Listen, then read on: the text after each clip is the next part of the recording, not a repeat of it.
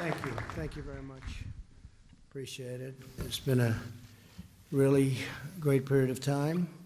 I'll be leaving now, as you know, for South Korea. Some of you will be coming with us. I understand that we may be meeting with Chairman Kim, and we'll find out.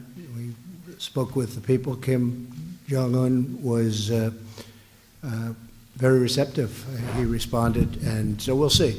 Because tomorrow we're going to the DMZ. I said, while I'm there, I'll shake his hand. We get along. There's been no nuclear tests. There's been no long-range ballistic tests. Gave us back our hostages, which was great, and a lot of good things are happening over there. So I let him know we'll be there, and we'll see. I mean, I can't tell you exactly, but they did respond very favorably. I want to thank everyone for being here today. It's a lot of press. A lot of press is outside too. They're less happy than you are. But the G20 summit has been fantastic. Prime Minister Abi's done an incredible job, as he always does. And he hosted it very beautifully. You know where it's going to be next year, I think. Most of you know where it's going to be next year. It's going to be in a very great part of the world. And we'll be announcing exactly what's happening. But this was a really good summit and really well done, so professionally done. This marks my third visit to Japan as president. Melania and I we just left Tokyo a short while ago, as you know, a very short while ago, where we were the first state guests to their majesties, the Emperor and Empress of Japan. And that was thrilling. First time in 202 years that an event like that took place. So that was quite exciting. And I'm thrilled to be back. I always like being back in Japan. We've had a great relationship. We've never been closer to Japan than we are right now. Over the past 2 days, leaders from the world's largest economies have convened here in Osaka, which is a tremendous city. You fly over and you say, does it ever stop? It's big, it's beautiful, it's clean. And it's really, the job they do with industrial manufacturing and lots of other things is really incredible. We had a very productive conversation with a number of the leaders of not only nations, but business leaders here in Japan. And together, we put together a lot of ideas and a lot of challenges for the future that we'll be able to meet and get things going very well. Our meetings also touched on women's economic empowerment. You probably saw that Ivanka Trump she's done a fantastic job, and also a fantastic job in getting jobs for a lot of people within our country, almost 10 million people. The importance of resilient and secure infrastructure, we discussed that at great length. The need to uphold the rule of law and the critical importance of achieving a future for international trade that works all of the time for all of the people. In addition to the working sessions, we had a lot of working sessions. Many of you were at the working sessions. I had tremendous bilateral meetings with many of the heads of state, and just some of them are Australia, Japan, India, Germany, Russia, Brazil, Saudi Arabia, China, Turkey, UK, and I met with Mexico, also with the representatives of Mexico who have done an incredible job.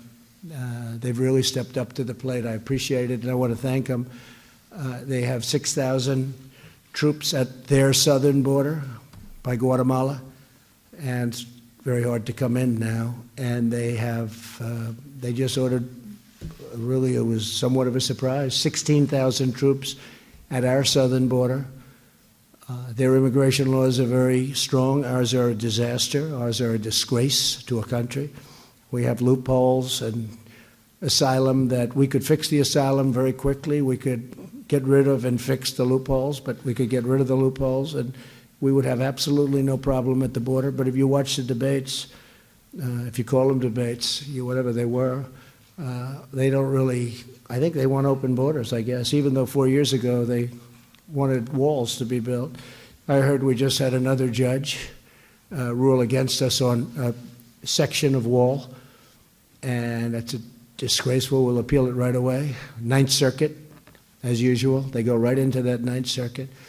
The good news, I put a lot of judges in, and a number of them are in the Ninth Circuit now.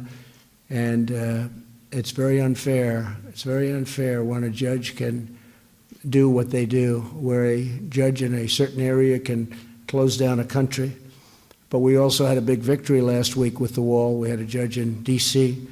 who gave us a very big victory. So we're building a lot of wall, but we had a ruling just yesterday, late, from a judge in the Ninth Circuit. Again, so we're immediately appealing it, and we think we'll win the appeal. There was no reason that that should have happened. And a lot of wall is being built, and again, Mexico's doing a real job. Our Border Patrol, they've done incredible work, and ICE is, they're just special people. Law enforcement generally is just they're special. So with that, I just want to say that these meetings have been great. The one that I guess most people are interested in is China. We had a great meeting, President Xi, and we've known each other for as long as I'm president. And many of you were at the event in China a year ago when I've never seen anything like it. It was beautiful. We talked about it. We had dinner last night, President Xi and a number of us. And it was something really incredible. In Beijing, the red carpet was rolled out for all of us, for this country, for our country. And we had a great meeting, and we will be continuing to negotiate.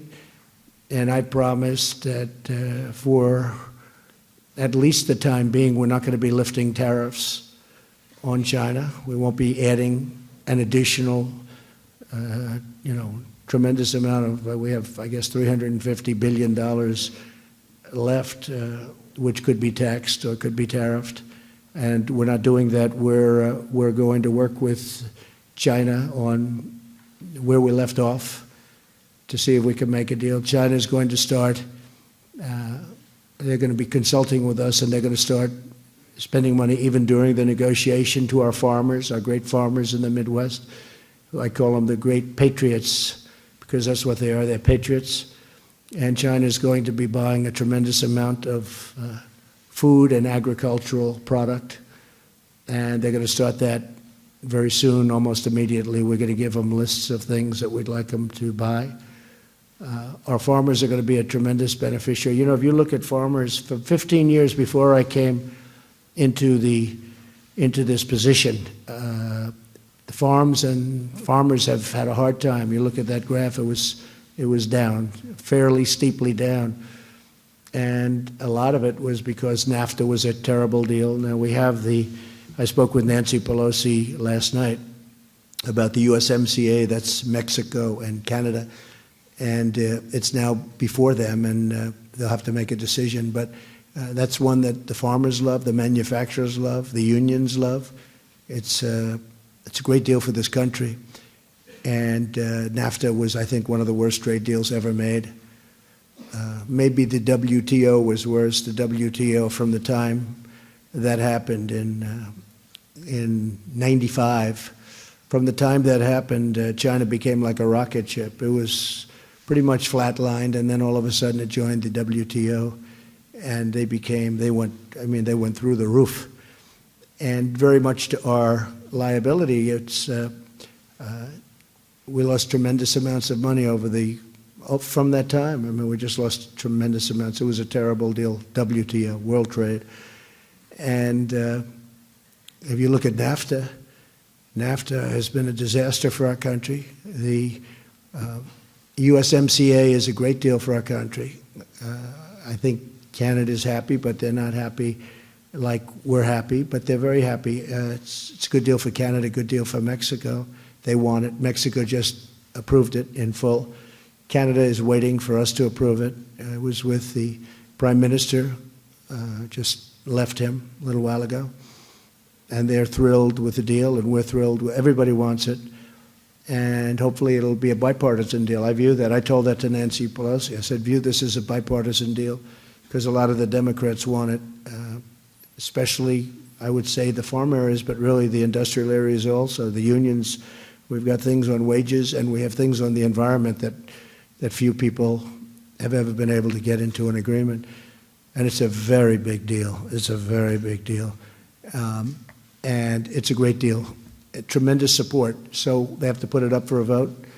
And I think you'll get a great vote in the House, and you'll get a great vote in the Senate, and you'll have a tremendous trade deal between the United States and Canada and Mexico, and it's going to be something very special. So we spend a lot of time with a lot of countries. We do business with a lot of them. Australia is an example. With Japan, we're negotiating with them because they send us millions of cars, and we send them wheat, which doesn't work. But what happens is Japan is, and you probably saw some of the things they're doing, but they're opening up many car companies and factories and plants throughout our country, especially in Michigan. We have a lot of activity in Ohio. Beyond Japan activity, we have a lot of activity now where companies are coming back to our country with a hot show. We're the hottest show in town. We're the hottest show in the world right now. Our economy is the best. One thing that every leader, virtually every leader that I dealt with said is that congratulations, it's incredible what's happened to the American economy. We're the best economy in the world.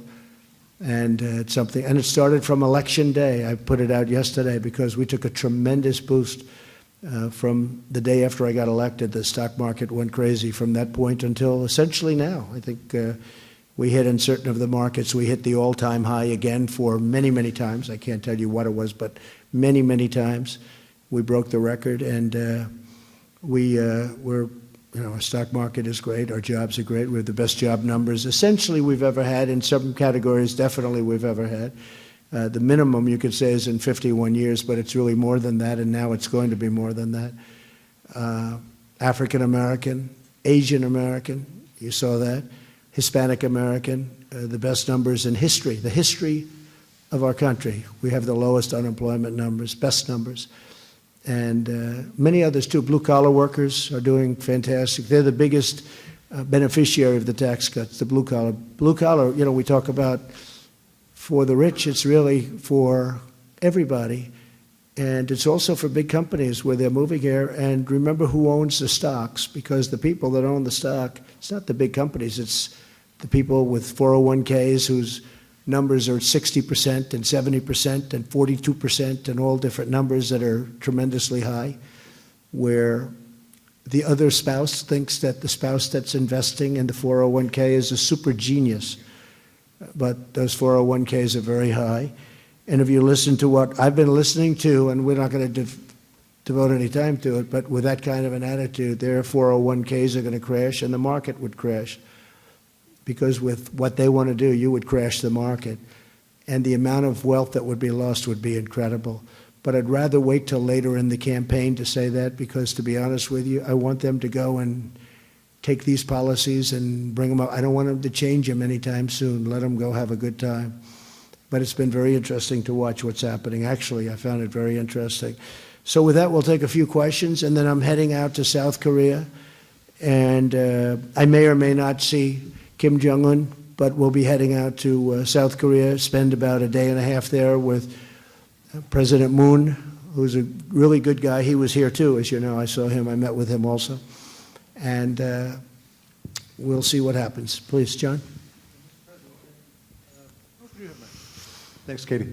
Mr. President, thanks so much for joining us here. Yes. We all appreciate it. It's always good to have a chance to ask questions of you directly. Can you tell us a little more about how this China deal may work going forward? Because Chinese officials have told Fox News that they will not make any concessions until all of the tariffs have been lifted. They also want relief on Huawei. They want to take it off the blacklist. They might want you to stop pursuing extradition of Meng Wanzhou. Can you tell us how you see all of this unfolding? And if you do meet Kim Jong-un at the DMZ tomorrow, would you step across the border into North Korea? Sure, I would. I'd feel very comfortable doing that. I would have no problem. With respect to China, basically we agreed today that we were going to continue the negotiation, which I ended a while back, and we're going to continue the negotiation. We agreed that I would not be putting tariffs on the $325 billion that I would have the ability to put on if I wanted, that we're we're fairly advanced, depending on where you want to look at and where you want to start. Pretty advanced. We did discuss numerous other things. We mentioned Huawei. I said we'll have to save that till the very end. We'll have to see. One of the things I will allow, however, is a lot of people are surprised. We send and we sell to Huawei a tremendous amount of product that goes into the various things that they make, and I said that that's okay, that we will keep selling that product. These are American companies, John, that make product, and that's very complex, by the way, highly scientific, and in some cases we're the ones that do it, and we're the only ones that do it. We're the only ones with the technology. What we've done in Silicon Valley is incredible, actually, and nobody's been able to compete with it, and I've agreed, and pretty easily, I've agreed to allow them to continue to sell that product so American companies will continue. And they were having a problem. The companies were not exactly happy that they couldn't sell because they had nothing to do with whatever was potentially happening with respect to Huawei. So I did do that. We talked about education and students. Somebody was saying it was harder for Chinese students to come in, and that's something that if somebody viewed it that way, I don't.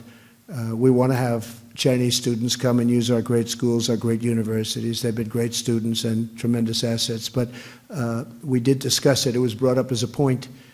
And I said that will be just like anybody else, just like any other nation. And we're actually going to a point where, we're looking that if you graduate from a college, because our great companies, we talk about Silicon Valley and other places, we have a problem with this in our country, that you graduate number one in your class from the best school in the country, and they say you have to leave. We can't keep them. And we're going to make it, we're going to call it the smart person's waiver, but we're going to make it so that they can not only stay, but maybe they have access to green cards. We want to keep these people here. We have to keep. Yeah, go ahead, John.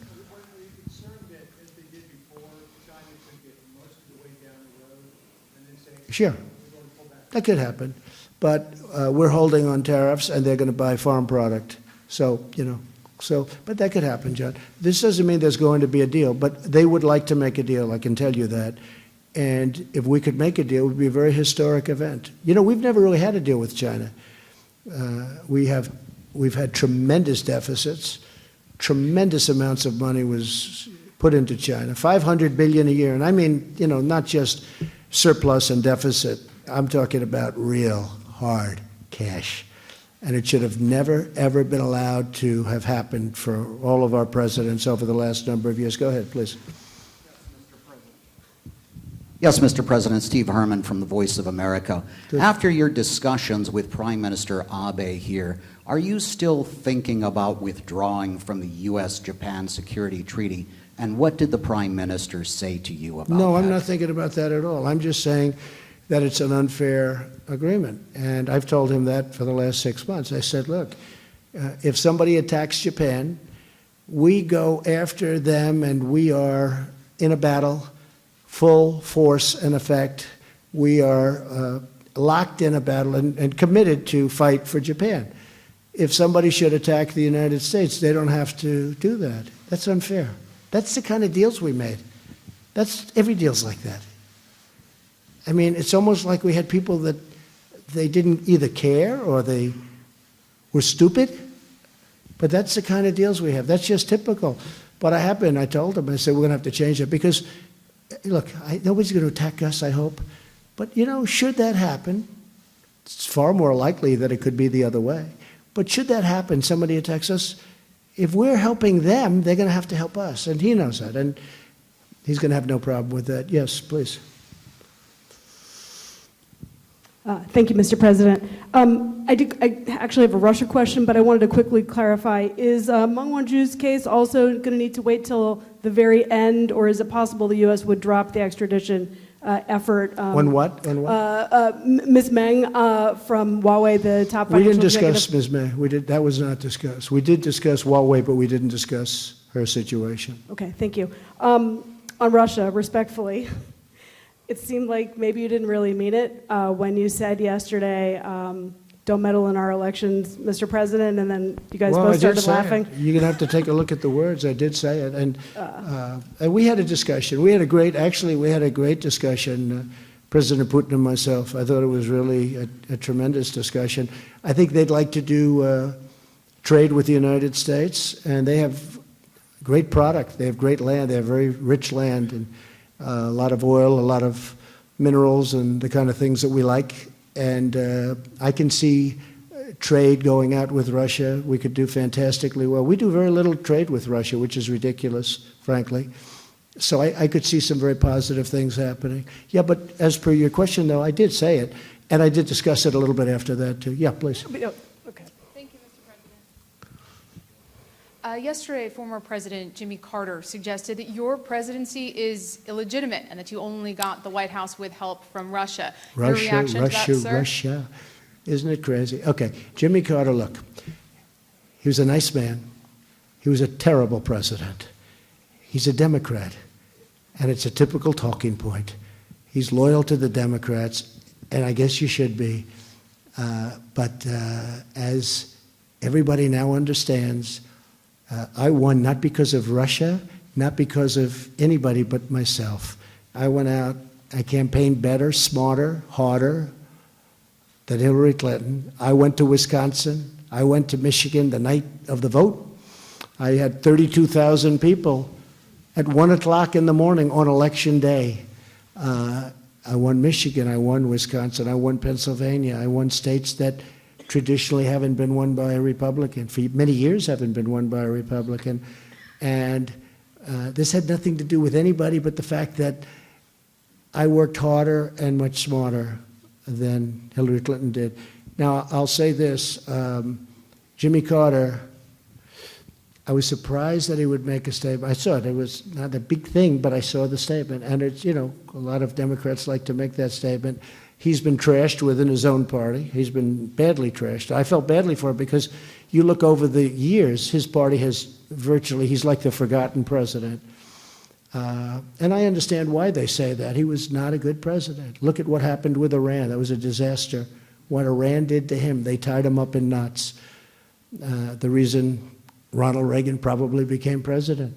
So, you know, it's a Democrat talking point. Yeah, please, go ahead, Jim. Yes, Mr. President, if I could follow up on the question about your comments with Vladimir Putin about Sure. Russian meddling. You did seem to be joking there with the Russian president. Are we taking that to be wrong?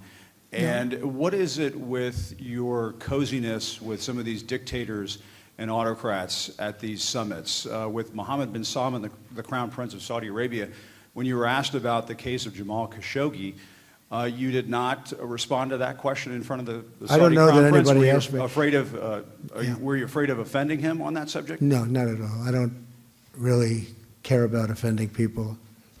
I sort of thought you'd know that. Well, you passed up an opportunity And there. by the way, congratulations. I understand your book. Is it doing well? It's doing very well, Mr. President. Really? Thank you. I'll get you an autographed copy. if you Good. like Send it. one. I want to see it. Yes, sir. Yes. Send me a copy. I get along with everybody, except you people, actually. I get along with a lot of people.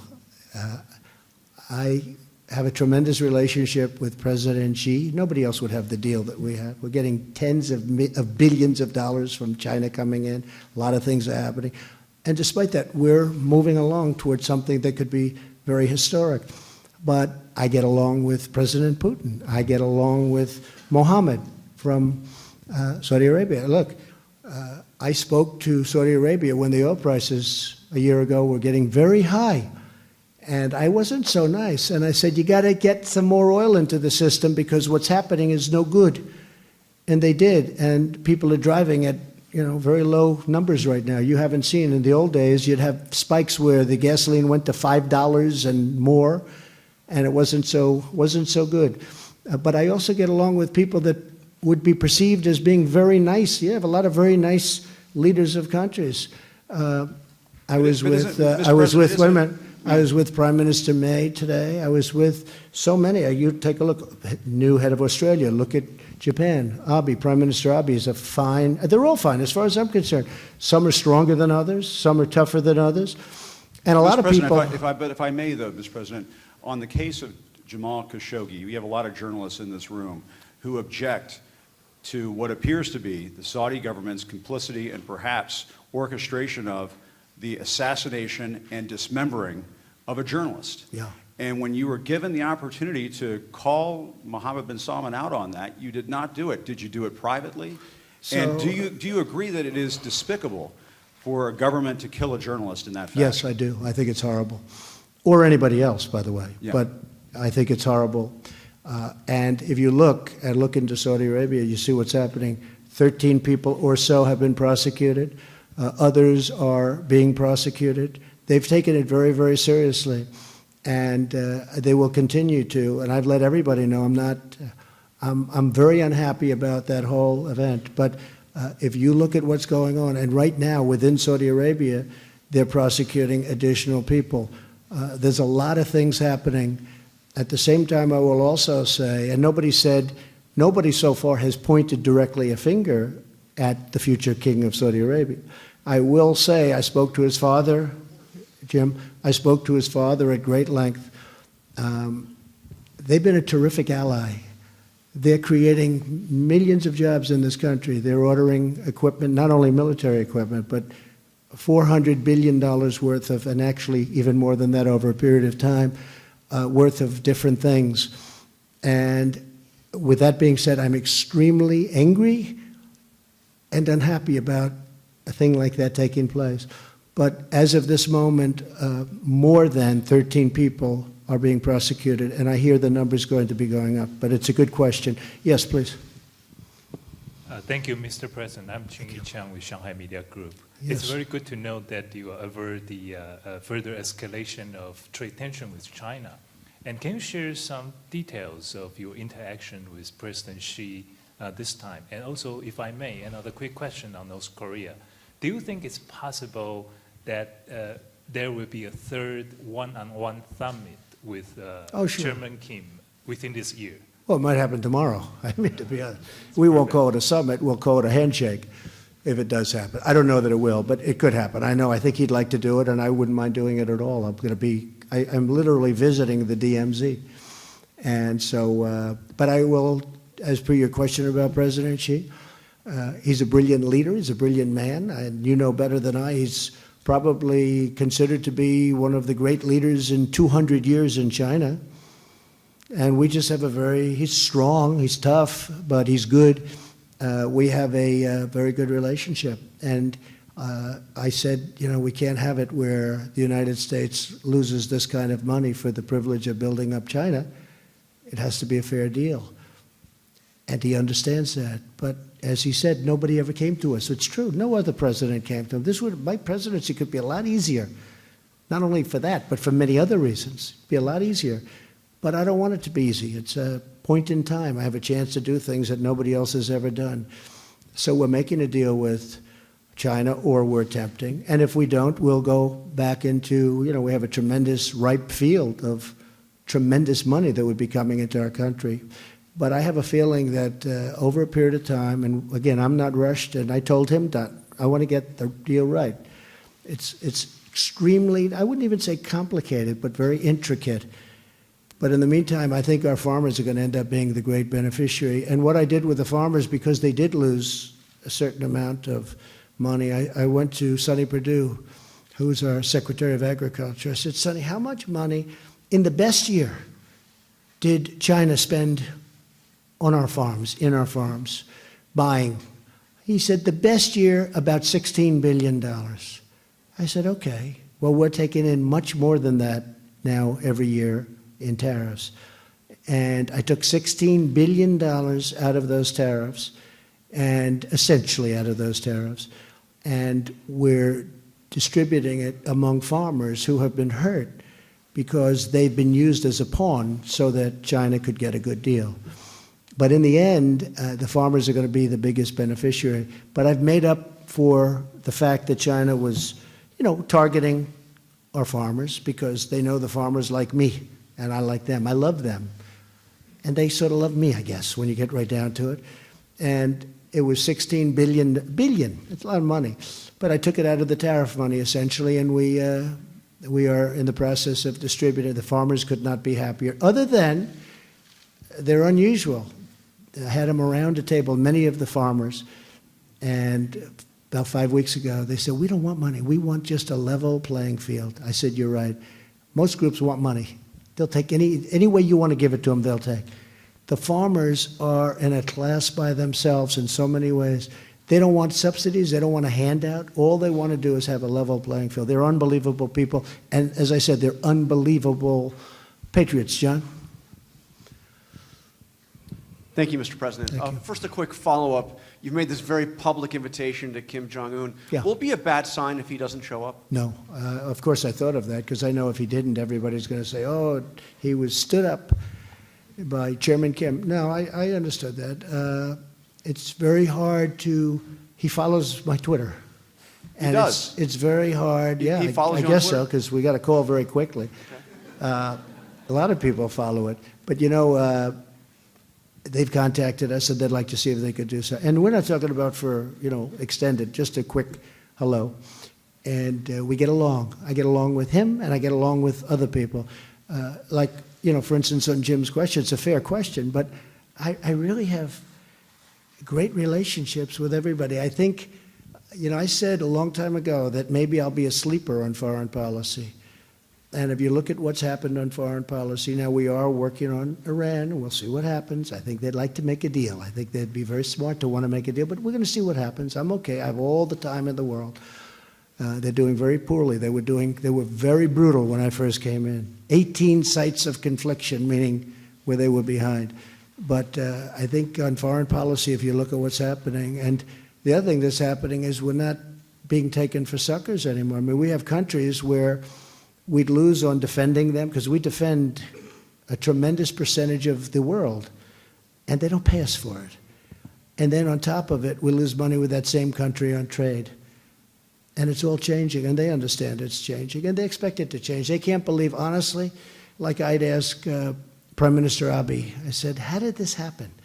Where you send us billions and billions of dollars worth of cars and other things, and we send you practically nothing. He said, nobody ever complained. Same thing with China. I said, you send a car to us, we charge you essentially nothing. It's 2.5%, but basically you don't have to, there are ways around that. So you send a car to us, and you pay nothing. We send a car to you made in the United States, and we have to pay 45% tariff. How did that happen? He said, we just kept lifting it, lifting it, lifting it. I mean, they're being honest with me. We just kept lifting it, and nobody called. But I call. Go ahead, John. And I want to ask you about the debate. You clearly saw at least some of the Democratic debate. Yeah. I'm sure you saw the exchange between Joe Biden and Kamala Harris on the issue of federal busing, federally mandated busing. Biden thought that was a bad policy. He tried to stop it. Kamala Harris said it was an important part of desegregation, including in her own experience. Where do you stand on that issue of federally mandated busing? Well, first of all, before I get into that, I thought that she was given too much credit. He didn't do well, certainly, and maybe the facts weren't necessarily on his side. I think she was given too much credit for what she did. It wasn't that outstanding, and I think probably he was hit harder than he should have been hit. Biden. I thought he was hit actually harder. And as far as that, I will tell you in about 4 weeks because we're coming out with certain policy that's going to be very interesting and very surprising, I think, to a lot of people. Jennifer, do you have a question? But do you think Kamala Harris would be a tough opponent for you, given what you saw in that debate? You never know who's going to be tough. You never know. One that you think is going to be tough turns out to be not much. And sometimes you think one, and I've seen it, because look, I had 17. We had actually a total of 18. A lot of people think 17. Governor of Virginia, remember?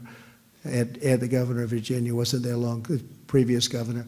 But of the 18, many were, all their lives they wanted to be politicians. I never thought about being a politician until about 2 days before I decided to run.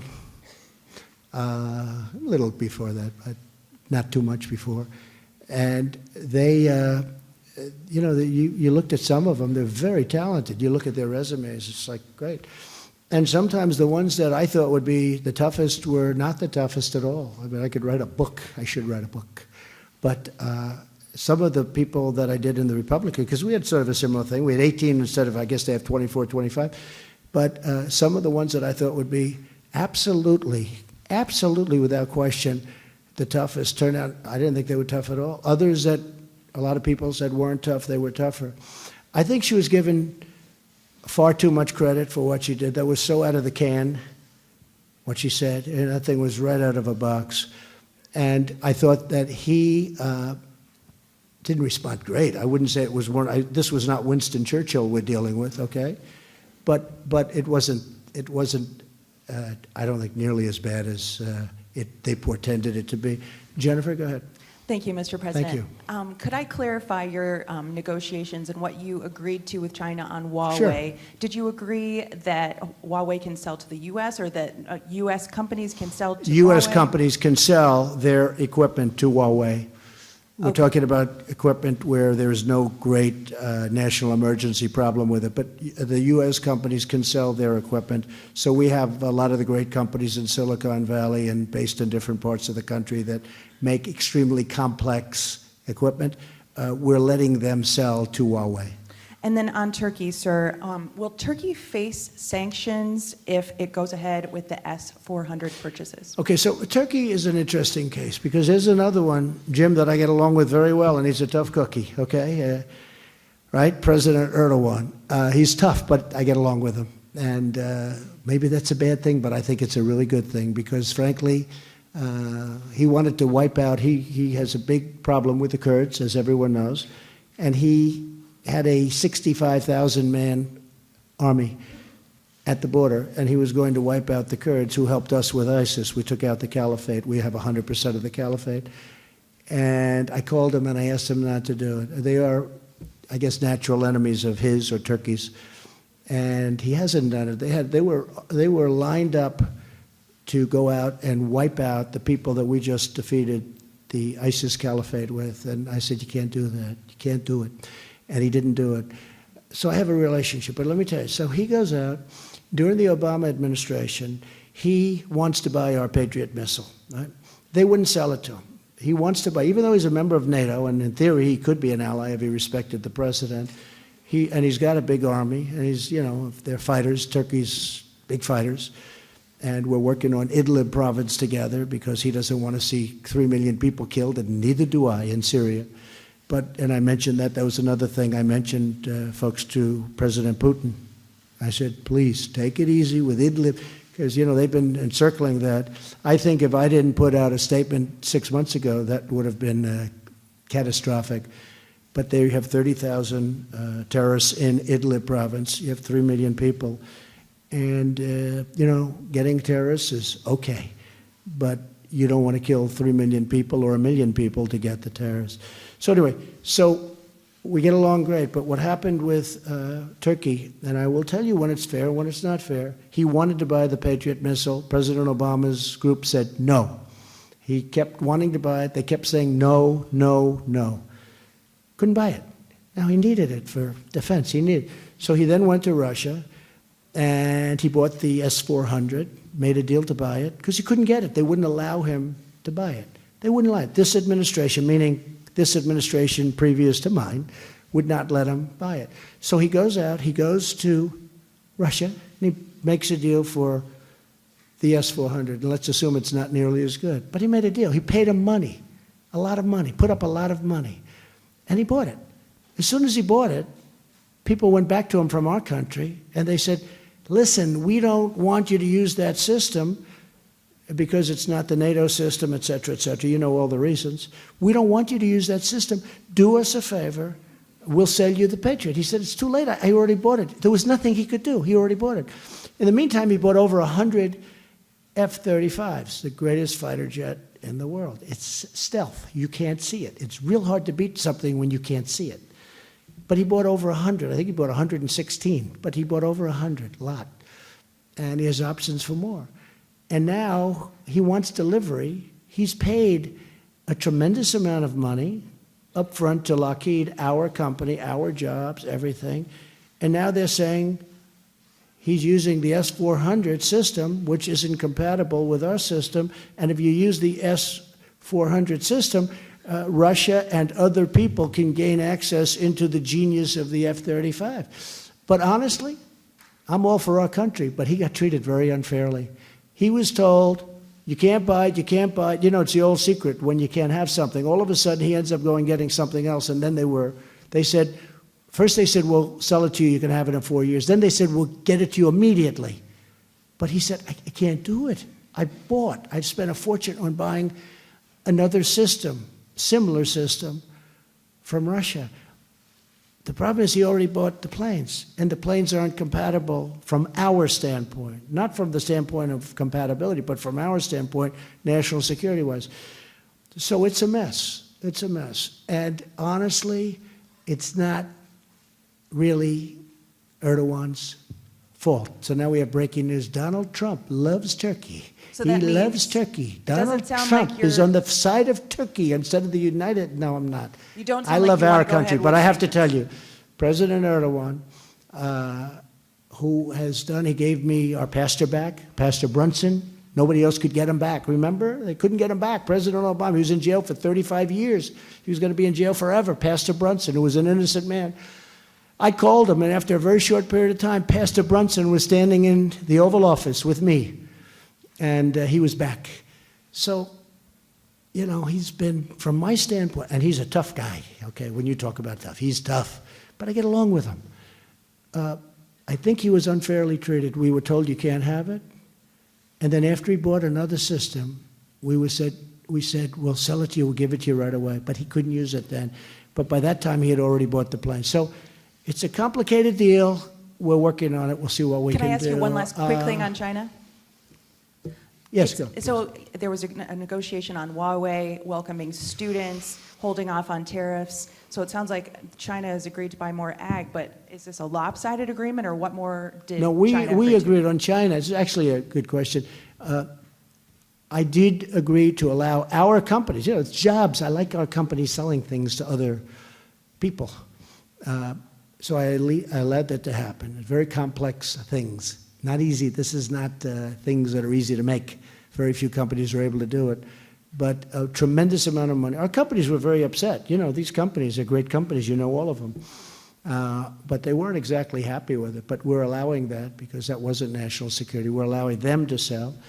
But we agreed to leave that till the end. Huawei is a complicated situation. We agreed to leave that. We're leaving Huawei toward the end. We're going to see. We'll see where we go with the trade agreement. Yes, please. Thank you. I have a question about the border, but I just wanted to follow up quickly on the question about busing. Do you see it as a viable way of integrating schools? Does that relate to the policy that you're Well, going it to has been unveil? something that they've done for a long period of time. I mean, you know, there aren't that many ways you're going to get people to schools. So this is something that's been done. In some cases, it's been done with a hammer instead of a velvet glove, and, you know, that's part of it. But this has been certainly a thing that's been used over the... I think if Vice President Biden had answered the question somewhat differently, it would have been a different result, because they really did hit him hard on that one. So, but it is certainly a primary method of getting people to schools. And does it relate to the policy that you're going to unveil that you just floated? It relates to everything we're doing, and you'll be hearing about it over the next couple of months. Over the next couple of months? Okay. And I want to ask you about the border. It seems like there's officially a week to go until the ICE raids begin under that deadline that you imposed. Yeah. Given that you have a July 4th recess, is it realistic to think that you're going to get a deal to actually reform the asylum laws? No, because we could do it you know, I say to people, I used to say 45 minutes, I say 15, but we could do it quickly. We could do it in a day, we could do it in an hour. We could reform asylum very quickly. We could get rid of the loopholes very quickly. These are horrible loopholes. And the reason that Mexico is so good, because they do have very, very tough immigration. They don't have the kind of things and the kind of stupidity that we have. I mean, where somebody touches 1 foot on our sand and we now have to bring them into a court. We then have to register them. We then have to catch and release them. and they go and they live in our country, and then they're supposed to come back in 3 years for a court case, and about 2% come back, as you know. I mean, you know it just as well as anybody, I really think, maybe better than most. But the fact is they come back, but nobody comes back. 2% come back. It's a horrible system. Now, what we're doing is they come in illegally, and we're bringing them out legally. But at the request of some, very good Democrats, they asked me if I could hold it, and I did for a couple of weeks, and we have a week left. But other than the fact that we did get, in a very bipartisan way, and I appreciate Speaker Pelosi because she really worked with us. It was humanitarian money. They didn't have any money. And we're running, don't forget, nobody's ever had this problem before. We're running hospitals. We're running so many different things for the kids. And the kids are brought up because under the laws, the kids are legally used to get other people to come in. If you have a child, it's much easier to come into our country. It's easy anyway, but if you have a child, it's much easier. So we have these kids who have been absolutely abused, horribly abused, and we could stop that with a minor change in the law. It's a terrible thing that they're not doing it. So here's what's happening. So I said, all right, let's see if you could give that to us. Now, in the meantime, we just got it approved last night, so we have the $4.5 billion in humanitarian aid, right? And that's good, so we have that. But we can have that number go way down if we stop people from coming up. For instance, if we had walls up and if we had it hard, the father and the beautiful daughter who drowned, and the Rio Grande's are very tough. That has moments where it can be very calm and then all of a sudden it becomes totally violent and people get swept away. But if they thought it was hard to get in, they wouldn't be coming up. They wouldn't be coming up. And so many lives would be saved. So essentially, if they would change the laws, and I said it would take us an hour, but let's give you 2 weeks. At the end of the second week, we'll be removing people, legally removing. In other So words, you're still planning for that deadline? That deadline is still in place, oh yeah, which is now a week from unless now. we do something pretty miraculous. But the Democrats, it seems to me, they want to have open borders, and for the life of me, I cannot figure that out. It's one thing because I want people to come into our country. We need them because we have all these companies coming in. We have Foxconn in Wisconsin. We have so many companies coming in, auto companies. Just today, I was with President Abe. He told me another auto company is going to build a big plant. They need people. So I'm all for that. The only problem is that they have to come in through a process. They have to come in legally. It's also very unfair. You have millions of people online for years trying to get into a country. They take tests. They study. They know a lot about our country. They read. They do it. They have to go through a very complicated process. And these people have worked hard. They've been online for 7, 8, 9 years, and then somebody walks in and they're, welcome to the United States. It's really, honestly, it's very unfair. But yeah, we will be removing large numbers of people. People have to understand, yes, the laws are... In a week. Starting in a week after, it's sometime after July 4th. So the deal that was just passed does nothing to make you Well, want that's to different. step That's back humanitarian. from No, that that's a different. That's humanitarian. We needed that just to take care of, because we're running now hospitals. I mean, the Border Patrol, these are incredible people. They're doing what they, nobody ever thought they were going to be doing this. And people are coming up. The reason people are coming up is because we're doing so well as a country. In past years, we weren't doing well. In past years, Mexico was doing better. They took 32% of our car business. They were doing better than we were doing in the past. Now we're the hot country in the world, and people are coming up because they want a piece of that action. And the other reason children are coming up is because we had a separation policy, okay, under President Obama. We had separation. President Obama built those cells. They were in 2014. They were built. They all said, oh, look how horrible. Then it turned out that it was built by President Obama. And I'm not blaming anybody. I'm not blaming him. I just say this. They had a separation policy, right? I ended it. But when I ended it, I put out a statement. I think it's going to bring more children up because you're ending it. You're saying now the child can stay with the parent. So I said, ending it is nice in one way, but in terms of what we're doing, it makes it even tougher. But the really bad thing is the cartels, and I really think that Mexico, because, they did 6,000, now they're doing 16,000 on our border. I think that Mexico is looking to swamp the cartels, and those kind of numbers will do it. It would be a great thing. What Mexico is doing for us is great. By the way, without the tariffs, they wouldn't have done it, folks. We've been after We've been after them for many years to do it. But they have really, so far, it's only a week, the numbers are way down.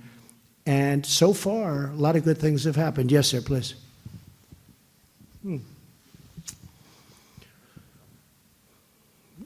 Yes, please, in the second row. Thank you, Mr. President. Two questions about Would you like Iran. me to leave now? Or here's the thing, I can stay, we can do this Just wait for one a long more. time. My only problem is this, I don't need stories. He stayed up there too long. If I stay up there quickly, they say, why did he not give us more time? If I stay up for 2 hours, they'll say, he stayed up too long. I mean, if you promise you're not going to say, I say, because everybody's got a hand up, and if you want, I'll go on. Should I go on or should I not go on? What do you think? At least one more. And you're not going to say he went on too long. At least Because one we more. have time. You know, I have a flight that actually leaves pretty much when I want it to. Okay, let's go. Anyway, thank you, Mr. President. Two questions about Iran. A week ago, you called off a strike because you were concerned it would kill Iranians Disproportionately, absolutely. disproportionately. Did the military leaders provide you with any alternative, that there was some derelict oil rig that could have been hit? No. to make Oh, I the have point? many. Oh, yeah. I bet I have 50 alternatives. I have many alternatives. Yeah. And- I mean, and- you don't know what the sites were. You said oil rig. You don't know what the sites were. But I had many alternatives. No, the military leaders did a great job. When we chose and designated certain areas that we were thinking about, I said, how many people are going to die? I mean, I'm talking about on the other side. That means a lot to me, too. Okay? How many people are going to die? They said probably about 150. You don't know. Could be much worse than that. Could be less, too, I guess. But it could be much more than that because this is heavy stuff going in. And we would have been 100%. We have the greatest military in the world. I deal with them all the time. These people are incredible people, lethal. And hopefully we don't have to use it much. I mean, we've spent, you look at the numbers, $716 billion this year. We had planes that were so old. Now we have brand new F-35s. We have brand new Super Hornets and F-18s. And I mean, the equipment we have is incredible. The Army now has beautiful new things. Everything is, we have a military that's really great. Hopefully we don't have to use it very much. But no, they came in, they said this, and I asked them a question, and they came back a short time later, and they said about 150 people. I said, that's really disproportionate. I don't like it. My second question is that here at the G20 summit, what can you tell us? Has the ball been moved in any particular direction towards easing the tensions with Iran in some of the meetings that you've had? Well, I've had a lot of countries come up to me. France has come up. If you look at President Macron, good guy, he came up to me. He said, you know, I do a lot of business, meaning France does a lot of business with Iran. I'd love to go see them. I said, it's all right. Anybody can see him. I don't mind talking. I think talking's great. I'm not going to say, oh, don't talk to him, don't talk to him. I do think John Kerry should not have been talking to him. I think that's delaying this process a lot. I think he violated the Logan Act, actually. But I think John Kerry speaking to Iran a lot, maybe saying things like, gee, you know, if you wait another 15 months, maybe Trump will lose the election, and then you can deal with a person that's a lot easier than Trump. You'll deal with a stiff that'll give you everything you want. And that makes it a little tougher for me to make a deal, but that's okay. Yeah, please, go. Mr. President, during the week you tweeted out your displeasure with the Supreme Court's decision on the census, and you suggested you may seek to delay. Yeah, I the think it's very unfortunate. Are you in fact going to try to delay the Well, census? we're looking at that legally because they're asking us to do a census. And, you know, the census was shocking to me. I figured it would be, you know, not expensive to do a census. It's billions of dollars. You know that, right? Billions. Billions. They go knock on doors of every house in the country, and they get everything.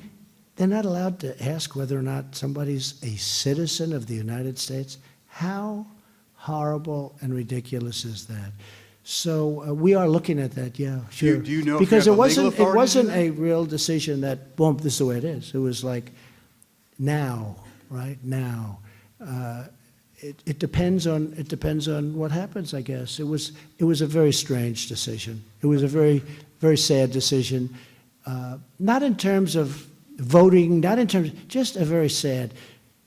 because it was so convoluted. It was, to get to that decision, had to be very, very hard. Well, the justice said that your guys were playing politics and deciding not to count non-citizens. Hey, who's really playing politics, okay? Check it out. You tell me who's playing politics. Yeah, go ahead, please. Thanks, Mr. President. I think I heard you mention earlier, Jeff Earl with Daily Mail. It's been a while. I think I heard you mention that with Vladimir Putin, you had said you spoke about election interference privately as well. Did you speak to him in a sterner tone? Did you tell him there would be serious we consequences? talked about it. Hey, we talked about it. You know, we've talked about it before. You know, he denies it totally, by the way. Just, I mean, how many times can you get somebody to deny something? But he has in the past denied it. He's denied it also publicly. But we talked about it. We talked about a lot of other things. I tell you, we talked about something that I think is very important, and that's putting a cap on what he's buying and we're buying from a nuclear standpoint and other arms control. We talked a lot about arms control, and I think he'd like to see arms control, and so would we. I think it makes a lot of sense. What was the context in which? Yeah, go ahead. Did you raise what was in the Mueller report? Did you sort of articulate to him? Well, the that Mueller you report thought was a these very things good happened? report. I mean, it was a good report. I had 18 people that hated me. I had Mueller, who was totally conflicted and obviously didn't like me. He was totally conflicted, and yet no obstruction, no collusion, and you know that was a good report. Yes, please. And you know the Democrats want a do-over or 5. They want to get it right. They're working to get it right. They want a do-over or 5. Yes, please. Edward Zalwood, True News. President Trump, your administration just unveiled the economic portion of the deal of the century. My question to you is, why were no Palestinians members of the White House Peace Plan Committee? Well, they are a very important part of it, but they don't really have to be. We're just getting started. We have, and as you know, we have a very good David Friedman, a great gentleman, one of the most successful lawyers in New York who loves Israel. David Friedman. Jason Greenblatt, who worked for me and my company, great lawyer, great talent. Jared Kushner. And with me being president, if you don't get that deal done, it'll never happen. We'll have to see what happens. But I think the Palestinians, basically, I'm not sure. I know they want to make a deal, but they want to be a little bit cute, and that's okay. I fully understand where they're coming from. As you know, I've ended the money to, we were paying them $550 million a year. And I ended that money because a year ago I heard they were saying nasty things. I said, wait a minute. We're trying to make a deal. We're trying to help them, and they're saying these nasty things. We're not going to pay. Now, if a deal is made, we would go back on a humanitarian basis, not so different from the border, because you see the problems and what's going on. It's terrible. But I think we have a very good chance of making a deal, and a lot of people think that's probably the toughest deal of all, and it may very well be the toughest deal of all. A lot of people think it can't be made. I mean, over the years, a lot of people would say that's a deal that can't be made no matter what. But you know, hey, I like to, we're going to try. But I really believe that I went to other negotiators from past years, for many, many years they've been trying to make this deal. And I said, did you ever take the money away? Because they were always very hostile. And they said, no, we wouldn't do that. That's inappropriate. Why is it inappropriate? I mean, they're saying bad things. Why is it inappropriate? And what I've done is said, look, if you're not negotiating and if you don't want to help make peace, we're not going to pay you. So let's see what happens. I think they want to make a deal, and I've had a very good relationship with some of their leaders, and obviously I've had a good relationship with Israel. Now, the transaction was thrown up in the air a little bit because of what happened with Bibi Netanyahu's election. They thought he won, and then all of a sudden they couldn't put together the coalition, and now they're back to campaigning again. So that was something that came up that who would have expected that?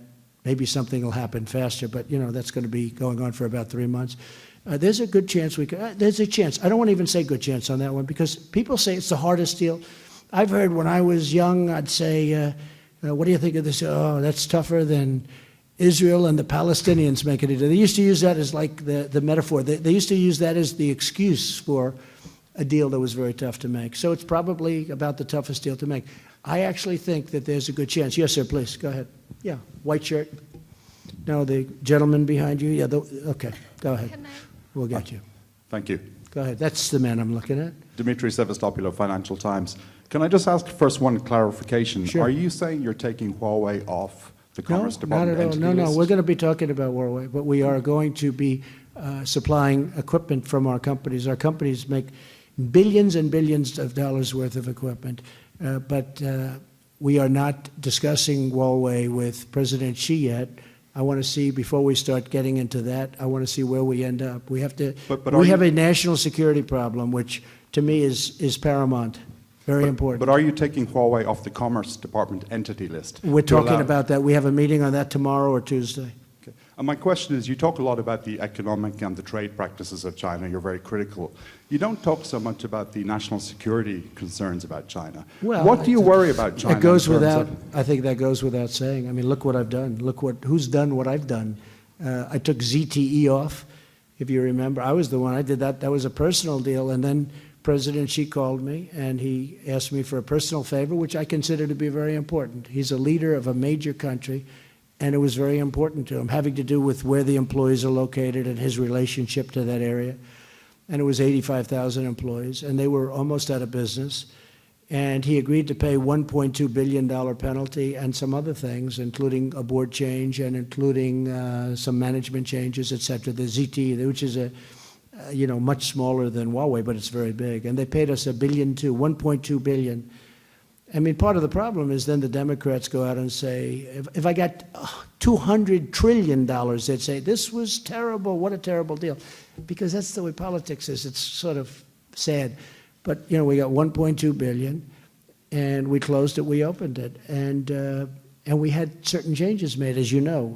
They made changes to the board. They changed the board. They made management changes. And they paid a lot of money, and they also have to buy American product. Buying American product is very important to me. It's a big thing. But can I just ask you to clarify? Yeah, go ahead, blue shirt. Stefan Niemann with Are we going to continue onward? Yeah. Yes? Yes. Does anybody say no? No. Huh? Thank you, Stefan Niemann with ARD German Television. One question. We just left Angela. I know. She's another friend of mine. People And you don't think called so. her a fantastic We have woman, a great yeah. relationship. I hope you know that. She will not forget We spent that. a lot of time together, too. You praised this G20 summit as extremely successful, yet it was a G19 against one summit if we look at climate change. Why is it that you still think ignoring the dangers of climate change is in the interest of the I Americans? don't ignore it. So we have the best numbers that we've ever had recently. And I'm not looking to put our companies out of business. I'm not looking to create a standard that is so high that we're going to lose 20, 25% of our production. I'm not willing to do that. We have the cleanest water we've ever had. We have the cleanest air. You saw the reports come out recently. We have the cleanest air we've ever had. But I'm not willing to sacrifice the tremendous power of what we've built up over a long period of time and what I've enhanced and revived. I'm just not willing to do that. And they understand where I stand. And, I'm not necessarily sure I agree. I can tell you I'm not sure that I agree with certain countries what they're doing, because I think they're losing a lot of the power of what they can do with factories and I'm not talking about political power, although that comes with it. I'm talking about the powering of a plant. It doesn't always work with a windmill. When the wind goes off, the plant isn't working.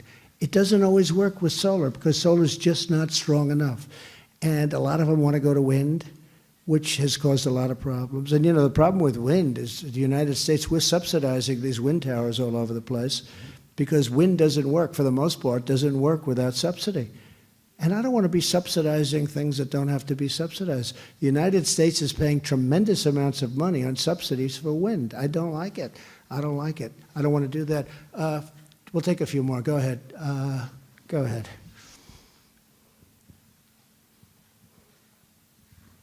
Thank you, sir. Two questions on Iran, please. One. One question on Iran. Okay. Well, Iran. Pick the better one, please. Will do, sir. Iran says that it will be on the verge of violating the threshold for uranium enrichment in the JCPOA as soon as potentially next week. What will be your response when that happens? You'll see. Okay. Can I have a follow-up? That's all I can do. That's all I can do. No, But that's all I can do.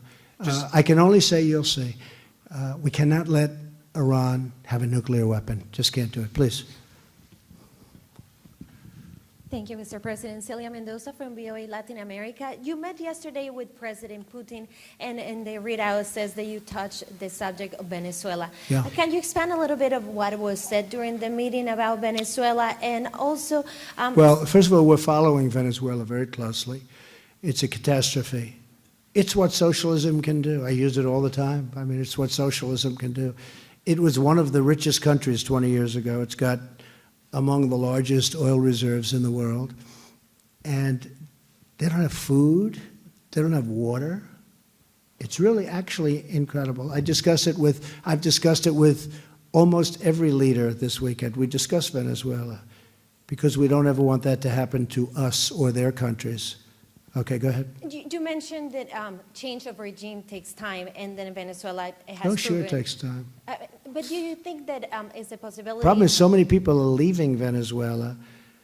It's like going to be a ghost town. It's a very bad thing that's happening in Venezuela. Nobody's seen anything quite like it, actually, especially from the standpoint that they were so wealthy. They've gone. I know so many people from Venezuela living in Miami. They're incredible people. They're incredible. A lot of them live in Doral, Miami. They call it Little Venezuela. I know them so well. These are people that are hard workers, warm. They're just incredible.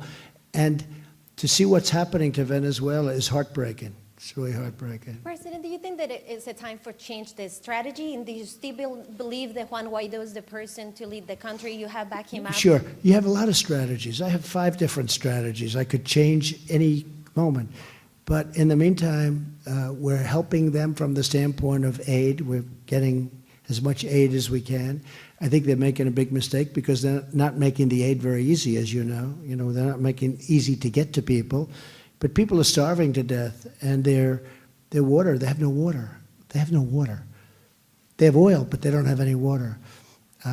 No, we have a lot of things in store if we have to do that. We don't want to do anything, but we don't want to get involved to the extent that you may be thinking. But we have a lot of alternatives. We have 5 different alternatives for Venezuela, and we'll see what happens. It's doing very poorly, and Maduro is doing very poorly. Obviously, it's not. It's just not working. Just not working.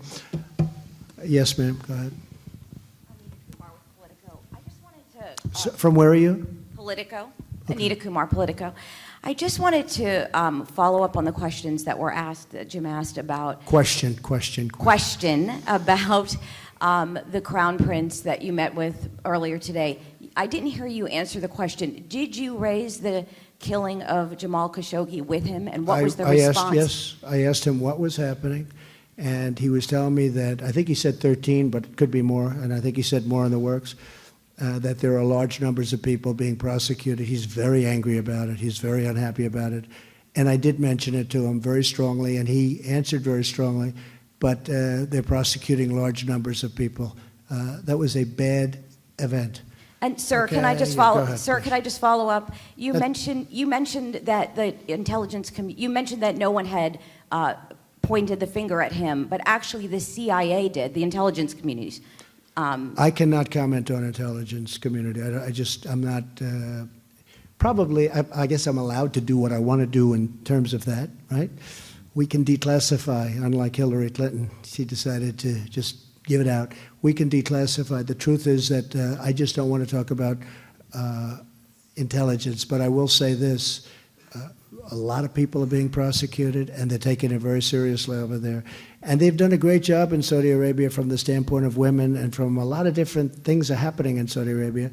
One of the other things very important with Saudi Arabia, that not only are they an ally, not only have they spent tremendous amounts of money coming into our country, and they have been a good ally, and they have actually bought tremendous amounts of military equipment that we use and that we're able to use. But they're also very much now changed their ways as to financing terror, which I can't say for a lot of other countries. If you look at Iran, if you look at other countries in that area, they're financing terror. Now, it's harder for Iran because Iran doesn't have the money they used to have. And they were given $150 billion. They were given $1.8 billion in cash. But Saudi Arabia's come a long way. I'll tell you, in terms of reform, Saudi Arabia really has come a long way. Yeah, please, in the gold. Yeah, you, right. Thank you very much, Mr. President. I'm Zhang Qi with China's Caixin Media Business News Organization in China. Just a little bit follow up on Huawei. You said you're going to discuss Huawei's entity listing soon. Or is it would you say it's a possibility that Huawei is going to be removed from the list? Is it going to what? Removed from the entity list. I don't want to talk about it now. I mean, we're looking at that very carefully. Huawei is very much in play in terms of our country and in terms of intelligence and the intelligence community. We know a lot about Huawei, but I don't want to mention that right now. I just think it's inappropriate. I will say that we're not making it, other than what I told you already, we're not making it a big subject. We're going to save that for later. Okay. And another question on the big picture of U.S.-China relations. What do you think U.S. and China should see each other? Are we strategic partners? Are we competitors? Are we enemies? What are we? No, I think we're going to be Thank you. strategic partners. I think we can help each other. I think in the end we can help. If the right deal is structured, we can be great for each other. If China would open up, you're opening up a tremendous, the largest market in the world. And right now China's not open to the United States, but we're open to China. That should have never really been allowed to happen. Okay. Yes, please, Dan. Thank you, Mr. President. On Russia, are you planning to go to Moscow next spring as President Putin invited you? And Yes. do you agree with him that Western-style liberalism, as it's been defined over the post-war period, is now obsolete and no longer relevant to today's world? Well, I haven't heard him say that, but he did invite me to Russia for the defeat of Nazis. That's a big thing, defeat of Nazis. Russia lost, he said, 25 million people. I had actually heard 50 million people, but he said yesterday that Russia fighting the Nazis, they lost 25 million people. You would know better than anybody, Peter. But it was a tremendous, they suffered greatly. And they're having a 75th, you could really say, celebration of the defeat of the Nazis. And he invited me, and I said I would give it very serious consideration. That was Russia went through a lot. They lost, I guess, far more than anybody fighting the Nazis in terms of people. And he did invite me, and I said we would get back. But we will give that very serious consideration. His Okay? Thank you, comments Peter. to the Financial Times right before arriving here was that Western-style liberalism is obsolete. I know you probably haven't read the interview. Well, but do you again, he think may that's feel true? that way. I mean, he sees what's going on, and I guess if you look at what's happening in Los Angeles, where it's so sad to look, and what's happening in San Francisco and a couple of other cities, which are run by an extraordinary group of liberal people. I don't know what they're thinking, but he does see things that are happening in the United States that would probably preclude him from saying how wonderful it is. At the same time, he congratulated me, as every other leader of every country did, for what we've done economically, because we probably have the strongest economy we've ever had, and that's a real positive. But I'm very embarrassed by what I see in some of our cities, where the politicians are either afraid to do something about it, or they think it's votes, or I don't know what, Peter, I don't know what they're thinking. But when you look at Los Angeles, when you look at San Francisco, when you look at some of the other cities, and not a lot, but you don't want it to spread. And at a certain point, I think the federal government maybe has to get involved. We can't let that continue to happen to our cities. Ladies and gentlemen, thank you very much. I'll see some of you in South Korea, maybe at the DMZ, but this has been an honor. Thank you all very much. Thank you.